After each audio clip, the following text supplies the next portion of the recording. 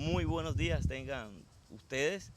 Nos encontramos en este ciclo de entrevistas para fortalecer, con el objetivo de fortalecer la identidad y la cultura afrocolombiana en el Caribe. Nos encontramos con el profesor Dolcey Romero Jaramillo, quien es profesor de la Universidad del Atlántico y la Universidad Simón Bolívar. Además es experto en los temas que están relacionados con la historia afrocolombiana, principalmente en el Caribe. Para este día vamos a realizarle una corta entrevista a profesor Dolcey, en donde él nos estará hablando de un personaje importante para la historia colombiana y que ha sido olvidado, que ha sido relegado. Y es esto lo que queremos hacer con esta serie de entrevistas, rescatar todos esos personajes que contribuyeron a la independencia y a la independencia del país. En este momento nos encontramos con el profesor Dolcey, a quien saludamos muy formalmente. Profesor, buenos días. Gracias.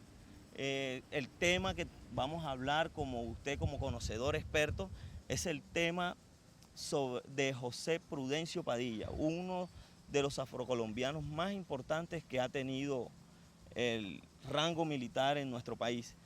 ¿Qué podría usted hablarnos principalmente de José Padilla? ¿Cuáles serían sus orígenes? ¿Por qué denominarlo afrocolombiano? Bueno, lo primero que tenemos que decir es que la historia de los afrocolombianos se ha invisibilizado tanto que en los actuales momentos requerimos, en este proyecto que tenemos con USAID, de desempolvar estos personajes, de visibilizarlos para que sirvan como elementos de construcción o de fortalecimiento identitario. Esta invisibilización de Padilla y de otros personajes importantes que podíamos denominar como héroes de nuestra historia, de nuestro pasado afrocolombiano, hace parte, la invisibilización de él y de los demás, hace parte de lo que se ha denominado como la precariedad ontológica del sujeto esclavizado o del afrodescendiente, es decir, de su invisibilización y de su barbarización en otros aspectos.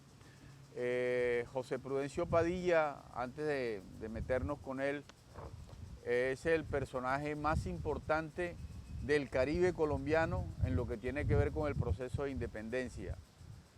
José Prudencio Padilla nació en 1778 en la villa de Pedraza, cerca de Riohacha, y murió en 1828 fusilado con el aval de Simón Bolívar por un delito que él no cometió.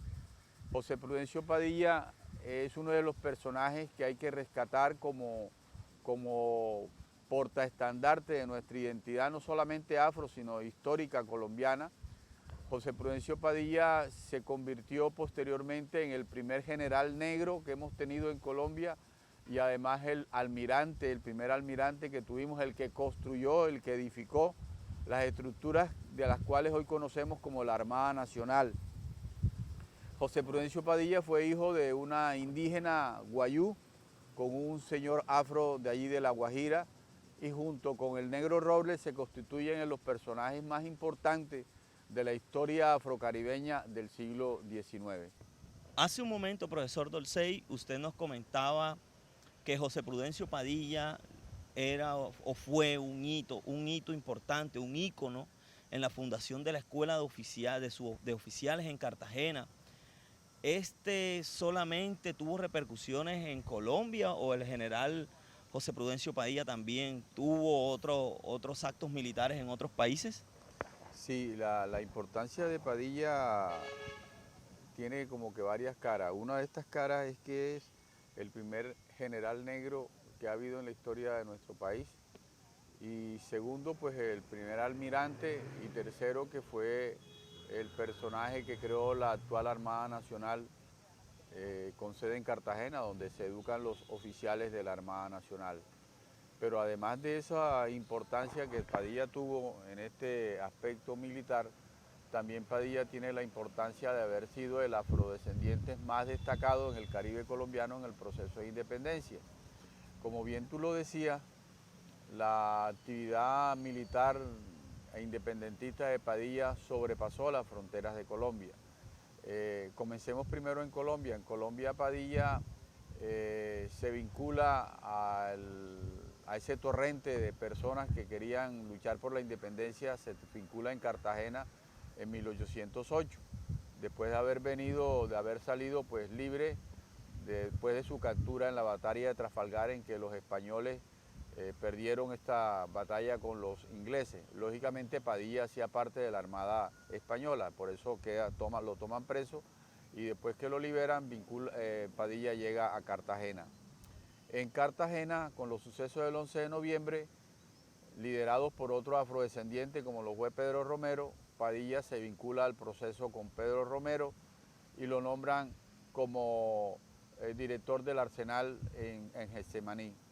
Padilla inmediatamente comienza a hacer unos contactos importantes y vive en ese barrio, yo diría que es un ícono para la independencia de Colombia, que es el barrio de Getsemaní. Allí no solamente estuvo Pedro Romero, sino que también Padilla vivió allí después de la independencia y antes de la independencia. Allí Padilla incluso conoció a uno de sus amores más importantes, que era la hija de Pedro Romero. Entonces Padilla se vincula al proceso de independencia desde el 11 de noviembre de 1811, liderado por Pedro Romero. Pero además Padilla, cuando Pablo Morillo se mete en Cartagena y derrota el proyecto de la Primera República de Cartagena en 1815, Padilla tiene que huir y huye también a otro espacio icónico de la independencia ya no de Cartagena, sino de Latinoamérica, que se llama Haití. Padilla se esconde en Haití, lo mismo que se escondió Bolívar. Luego regresa y se vincula al proceso de la independencia ya en la etapa final, y por eso nosotros consideramos que Padilla es el personaje más importante de la independencia, porque si bien con la batalla de Boyacá quedó libre lo que hoy se conoce como la meseta cundiboyacense, la otra parte de Colombia no quedó libre. Y entonces Bolívar en ese momento que triunfa en la batalla de Boyacá, duraba casi las distancias entre Bogotá y Cartagena eran de 2 o 3 meses, a lobo de mula. Y entonces Cartagena, Santa Marta, Riohacha estaba tomado por los españoles. Es decir, la independencia fue, yo diría, parcial en 1819. Y es Padilla el que derrota a los españoles, luego de una jugada muy importante, sale de Barranquilla, se mete al Golfo de Morroquillo. En el Golfo de Morroquillo se refuerza con otra gente allí de Tolú, de San Antero, ¿verdad?, de Puerto Escondido, se refuerza y ataca a los españoles que estaban en Cartagena. Eso se da un 24 de junio de 1821. Y ahí sí podemos decir que Colombia, lo que hoy es la actual Colombia, quedó libre, porque en ese momento ya los últimos reductos de españoles que estaban en Santa Marta y Cartagena, con esta derrota que Padilla les inflige en Cartagena el 24 de junio de 1821, entonces los españoles que quisieron quedarse aquí en Colombia se quedaron, los otros se fueron, y con esto se sella la independencia de Colombia. Tanto es así que la independencia ya definitiva se da el 21 de junio de 1821 y posteriormente ya sí se cita al Congreso de Cúcuta porque ya éramos libres y con esto se convoca a la primera constitución de lo que fue la Gran Colombia, el gran proyecto de Bolívar.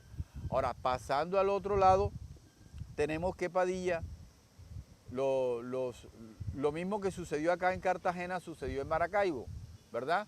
En que, aunque se habían derrotado a los españoles al interior de Venezuela, quedaron los españoles fuertes en Maracaibo. Y Padilla lo llaman, lógicamente por su experiencia, por su valentía y por su heroísmo, lo llaman a esta batalla y Padilla sale airoso también, derrota a los españoles en Venezuela, en Maracaibo. Por eso se dice que Padilla, diríamos, transgredió o pasó más allá de las fronteras colombianas y también llevó libertad a Maracaibo en la llamada Batalla de Maracaibo. Entonces José Prudencio Padilla se convirtió entonces en un problema o en un peligro para la élite blanca española. Bueno, para la élite blanca española o para los descendientes de los españoles en Cartagena, claro que sí. Lo que pasa es que Padilla, después de estos triunfos, que yo diría yo dividiría la bibliografía de Padilla en dos partes. Padilla como militar y Padilla como político. Entonces Padilla, después de todos estos triunfos, regresa a Cartagena, llega al barrio de Getsemaní, allí tiene problemas con un señor con un señor apellido Montilla, un general venezolano que había venido con Bolívar. ¿Y por qué tiene problemas con Montilla? Porque Montilla era un personaje funesto en el sentido en que era muy amigo de Bolívar, ambos eran venezolanos, ¿no? En esta pelea que se suscitó entre Santander y Bolívar, y cuando Bolívar regresa de Bolivia con una constitución totalmente imperial, pues lógicamente Santander y otras personas no vieron bien esto, ¿no? Entonces Padilla, que había sido muy amigo de Bolívar, ahora no comparte la idea de un dictador, de un Bolívar dictador, y se enruta por las ideas de Santander, ¿no? Entonces esto hace que surjan unas pugnas entre Padilla y Bolívar, ¿no? Pero pugnas en el sentido ideológico. Ahora, Montilla, que es venezolano, que vive en Cartagena y que tiene, diríamos, el aval de Bolívar, entonces Montilla se convierte, diríamos, en un metejuego a esta relación y termina rompiéndola. ¿Por qué? Porque Padilla, al volverse santanderista, cae ya en desgracia con Bolívar. Esto hace entonces que Padilla tempranamente comience a luchar no solamente por la independencia de Colombia, sino también por la igualdad. ¿La igualdad de qué? De los afros de Cartagena, de los afros del Caribe colombiano. Entonces Padilla comienza a luchar por la igualdad. Él dice, hombre, el problema es que ya, bueno, somos independientes, pero ahora la gente que luchamos por la independencia de Colombia, entre ellos los negros, ¿cómo quedamos? Entonces comienza a luchar por la igualdad, y ese luchar por la igualdad crea algunos resentimientos y algunas expectativas y algunas prevenciones en la élite cartagenera, porque ven a Padilla como el instigador de la guerra de colores, es decir, entre blanco contra negro, ¿ya? Sí. Esto hace entonces que surge este problema y ya lo comienzan a ver como un peligro.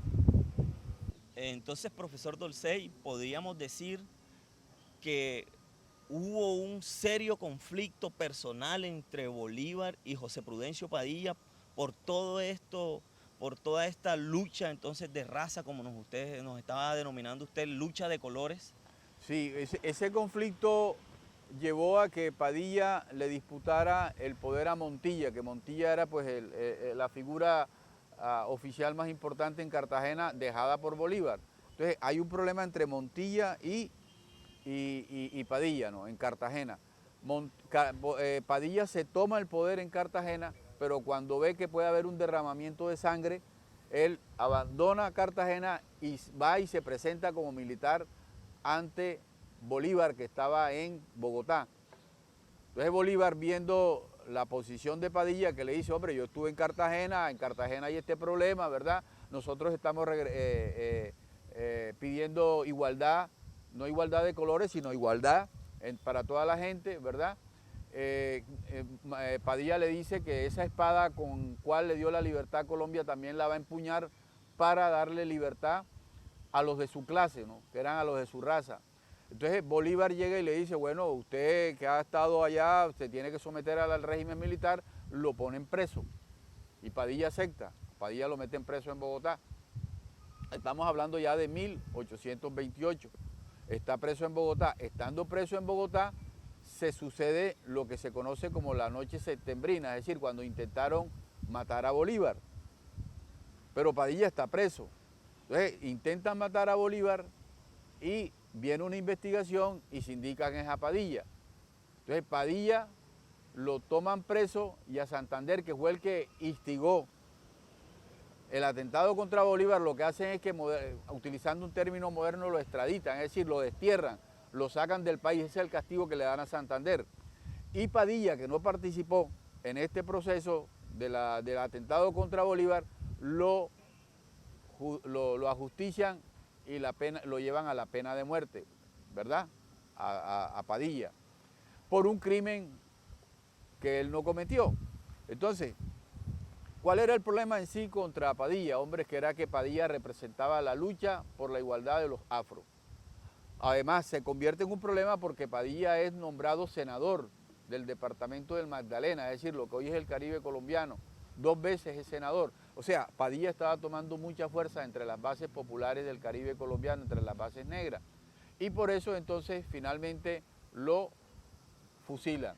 Con esto fusilan la esperanza del pueblo afro de tener un representante en las fuerzas militares. El único general negro que hemos tenido es Padilla. Sabemos por las cartas de Bolívar que Bolívar después que fusilan a Padilla se arrepiente de haber hecho eso porque dice, bueno, la gente de su raza, la gente de su clase, o sea, es decir, los negros, no me van a perdonar que yo no haya hecho nada contra el blanco, es decir, contra Santander, que tanto daño le ha hecho a la República, y no a estas personas que han contribuido a la independencia de Colombia.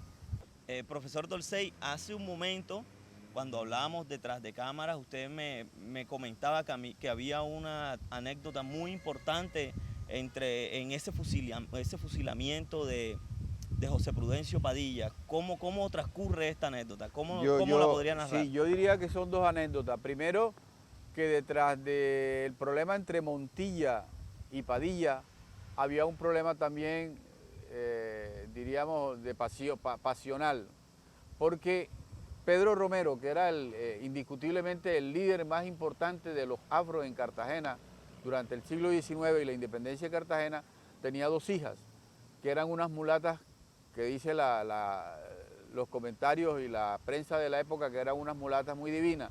Una de ellas era la esposa de Montilla, pero cuando Padilla regresa a Cartagena con todas esas charreteras, ¿verdad? Como general de la Armada, como el personaje más importante de Cartagena porque es el que lidera la independencia final de Cartagena, termina enredado amorosamente con la esposa de Montilla, del general venezolano, y termina incluso quitándola, es decir, en el buen sentido de la palabra, viviendo con él. Entonces eso exacerbó los ánimos y las peleas entre Montilla y Padilla. Y al momento de irlo a fusilar, que le quitan las charreteras, me imagino que eso tiene que ver pues con la vida militar para degradarlo, ¿no?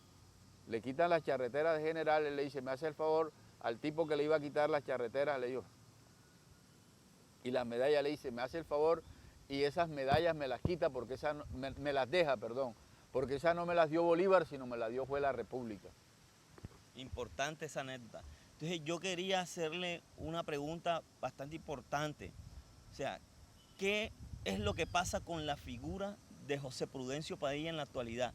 ¿Qué es lo que podemos visionar de esa historia que usted nos está comentando y de lo que en realidad nosotros vemos en la actualidad, que es que la gente no conoce de este personaje afro que fue célebre para nuestro país? Sí, yo creo pues que la invisibilización, el olvido, el ostracismo en que ha caído Padilla hace parte de lo que decíamos al comienzo, ¿no?